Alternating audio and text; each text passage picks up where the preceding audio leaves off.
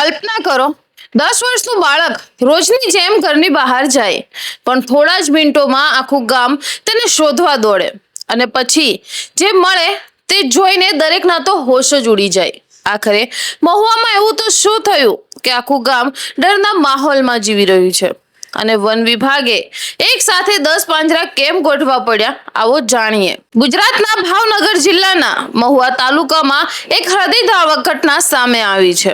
અહેવાલો અનુસાર લગભગ 10 વર્ષનો એક બાળક સાંજના સમયે પોતાના ઘર નજીક હતો. એ દરમિયાન અચાનક એક દીપડાએ હુમલો કર્યો અને બાળકને ખેંચી જંગલ તરફ લઈ ગયો. જ્યારે બાળક લાંબા સમય સુધી ઘરે પરત ન આવ્યું ત્યારે પરિવારજનો અને તેના ગામ લોકોએ તેની શોધખોળ શરૂ કરી. પરંતુ થોડા સમય પછી જે દ્રશ્ય સામે આવ્યું તે જોઈને આખું ગામ શોકમાં ગરવાઈ ગયું. આ ઘટના બાદ ગામમાં ભારે ભયનો માહોલ ફેલાયો છે. લોકો બાળકોને એકલા બહાર મોકલતા ડરી રહ્યા છે. વન વિભાગે તરત જ કાર્યવાહી શરૂ કરી દીધી છે. દીપડાને પકડવા માટે 10 પાંજરા ગોઠવવામાં આવ્યા છે.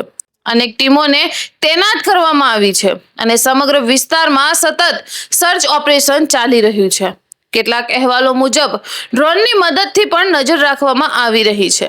સૌથી ચિંતાજનક વાત એ છે કે જે સ્થાનિક લોકોના જણાવ્યા મુજબ આ વિસ્તારમાં છેલ્લા કેટલાક સમયથી દીપડાની અવરજવર વધી ગઈ છે. નિષ્ણાતોનું માનવું છે કે જંગલનો વિસ્તાર ઘટવો, ખોરાકની અછત અથવા માનવ વસાહતો જંગલની નજીક વધી જવાથી જંગલી પ્રાણીઓ ગામ તરફ આવી શકે છે.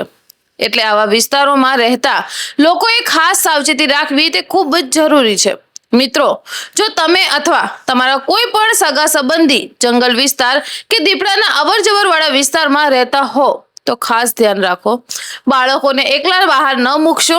સાંજ અને વહેલી સવારે એકલા જંગલ ખેતર તરફ ન જવું. જો દીપડો દેખાય તો તરત જ વન વિભાગને જાણ કરો અને ભીડ એકઠી ન કરો. આ ઘટનાને લઈ તમારો શું પ્રતિક્રિયા છે? કમેન્ટ બોક્સમાં જરૂરથી જણાવજો. અને આવી જ સાચી અને મહત્વની ખબર સૌથી પહેલા મેળવવા માટે રાહી ન્યૂઝને ફોલો કરો. ધન્યવાદ.